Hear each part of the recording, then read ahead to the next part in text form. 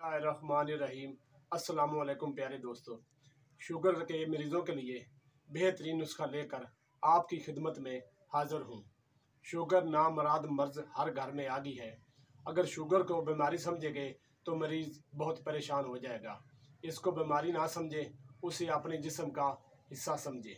जब जिस्म का हिस्सा समझेंगे तो फिर हम इसको ठीक करने की कोशिश करेंगे। इस्लाम ने इत्दाल का दर्स दिया है।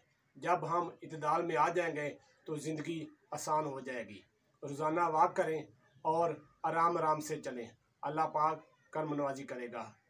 सौंफ 10 ग्राम, पिस्ता 50 ग्राम, काजू 50 ग्राम, अखरोट की गरी 50 ग्राम, मगज़ धनिया 50 ग्राम, मगज़ बिनौला 50 ग्राम, सब को पीस कर रख लें।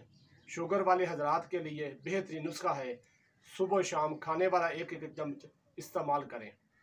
चैनल सब्सक्राइब करें, लाइक करें और बेल का बटन दबाएं ताकि हर आने वाली वीडियो आप तक पहुंच सके। शुक्रिया।